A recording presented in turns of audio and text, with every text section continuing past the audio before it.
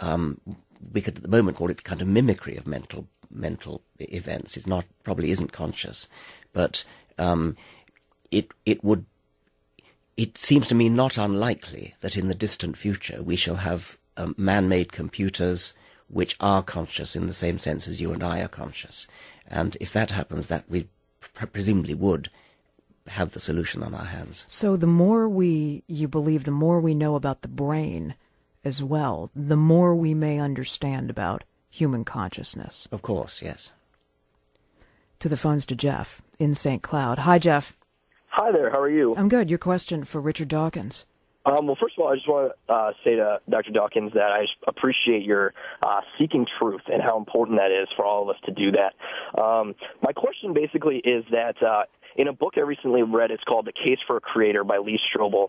He interviews a lot of the leading investigators and cosmologists, and one of the cosmologists proposed that a lot of people are putting science as above all and the only thing that we can learn from. But what about things such as history that cannot be repeated through scientific method?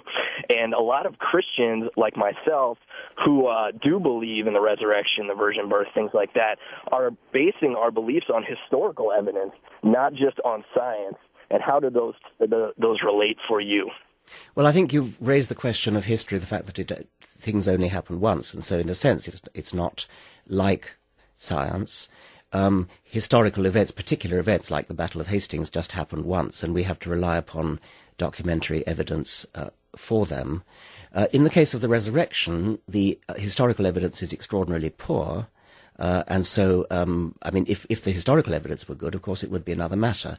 Even then it would be a difficult one to demonstrate. But the historical evidence is very, very poor indeed, as virtually all ancient historians agree. The problem about history sometimes arises with my own field of evolution, where it all happened in the distant past and nobody was there to see it. And we have to rely upon the clues that remain in the world today, of which there are very many. So the mere fact that history lies in the past is not a reason to say that we can't study it. You write about the gaps in evolution, in the God delusion, in a chapter about that, and you say there's a worship of the gaps. This idea that because there are gaps in the transitions in evolution, that argues for some kind of a higher power who made the transition. Do I have that right? Well, there is it's actually a phrase that theologians invented to criticize other theologians, the God of the gaps. The idea that if we find a place in science which science doesn't actually have the knowledge to fill in the gap, then there is a tendency to say, oh, well, God must have done it. And your answer to that is? It wouldn't necessarily be mine. That would be the answer of the theologians who coined the phrase, the God of the gaps. You then lay yourself open to the problem that as the gaps shrink, so God shrinks until there's nowhere for him to hide. And so sophisticated theologians don't go for the God of the gaps. But would you say to the people that believe that today, we will find the answer to what was going on in the theory of evolution in those transitions? Gaps in the fossil record are not a big mystery. I mean, fossils, there's no law that says that every animal that dies has to fossilize, and the vast majority of animals that have ever lived have never fossilized. For example, there's a whole phylum, that means a really major group of animals, the flatworms. Some of them very beautiful, some of them not, like tapeworms. Not a single flatworm fossil has ever been found. And yet this is a very, very large animal phylum. So if you were to rely upon gaps and said, oh, if there are no fossils, then these animals must have just suddenly bounced into existence. Well, obviously, even creationists don't say that. I mean, they presumably think that the flatworms go back to the day of creation, 4004 BC, whatever it is, and yet not a single fossil has ever been found during all the time when vertebrates were fossilizing, insects were fossilizing, snails were fossilizing, and so on. The flatworms didn't. The flatworms alone are enough to show that the mere fact that there's a gap in the fossil record proves absolutely nothing. To the phones to Ramin in St. Paul. Hi, Ramin. Thanks for waiting. Hello. I kind of have a comment and a question to Richard Dawkins. should say, just give you a little bit background about myself. I'm a theoretical physicist who grew up in Iran in his teenage years, and I should say I am also sick of this nonsense called religion. So I really appreciate Richard Dawkins' effort carrying this flag in the best possible way. I am sure that he's I know that he's actually writing this book. He puts his life in danger as a person who actually grew up in Iran.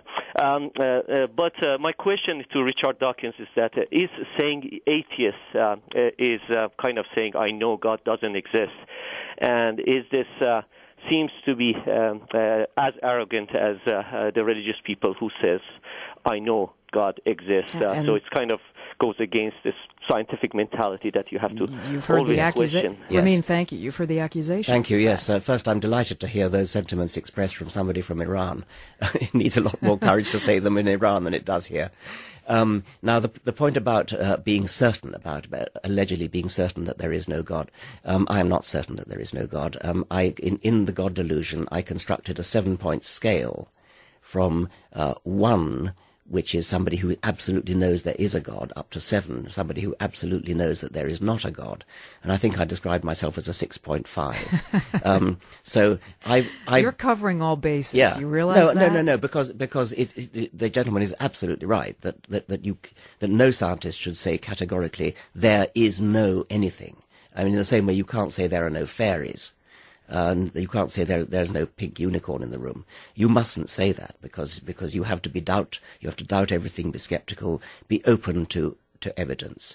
Now, there could be some kind of supernatural being. I bet there is a superhuman being, by the way, somewhere else in the universe, because the universe is a very big place. And so almost really? certainly, sure. Describe the superhuman being that would be somewhere else in the universe. How can I describe it when I don't know anything about it? The whole but you point said, is, I'll bet there is. You must have some concept of what the this... bet is a statistical bet. It's saying that the odds of life arising on a planet are such that we can't measure them, but I suspect that they're such that, given that there are, I forget how many it is, but to use Carl Sagan's alleged phrase, billions and billions of planets, it would be very surprising if this is the only planet in the entire universe where there's life. And I think it would also be surprising if this is the only planet in the universe where there's intelligent life. And there's no particular reason to think that our form of intelligence is the highest there is. So there could well be alien beings elsewhere in the universe that are so far ahead of us that we would treat them as gods. But that's a very different thing from saying that there was an intelligence at the start of the universe. Mm-hmm. Because what I'm talking about is evolved beings. And evolution is the explanation for how you can get to the sort of complexity that we recognize as intelligence. And those alien beings would have come to be through the same process of evolution that seems likely the rest to me. Of life would Yes, have. that seems likely to me because we do have the Darwinian theory of evolution by natural selection is an astonishingly powerful force which once it gets going, it's quite very difficult for it to get going, but once it gets going, it tends to produce great complexity. And so if there is alien life elsewhere in the universe, I would bet, it's only a bet, but I would bet that it's come about by Darwinian means. No other theory has ever been suggested that works. No feasible other theory has ever been suggested to produce organized complexity. Superhuman because these beings have had longer to evolve? Presumably, or why? yes, presumably. I mean, longer to evolve. I mean, after all, if we could get in a time machine and come back in 500 years' time, we would presumably meet our descendants who were far more sophisticated in their knowledge of the universe than we are. And so I'm conjecturing that there likely are beings elsewhere in the universe that are as superior to us as we are superior to medieval peasants. If we came back in that time machine in 500 years, would most of the mysteries be solved? You're asking me to guess. What do you think? I suspect so, actually, but people have been wrong about that before, and so I'm genuinely open-minded. So we'd know what remains right now unknowable about human consciousness, maybe? I think it's quite likely, yes. To the phones to Martha in Rochester. Hi, Martha. Hi. Yeah, thank you for taking my call. Sure. I was just wondering Mr. Dawkins, what do you think about the movie that came out last summer by Ben Steins. You were interviewed in it.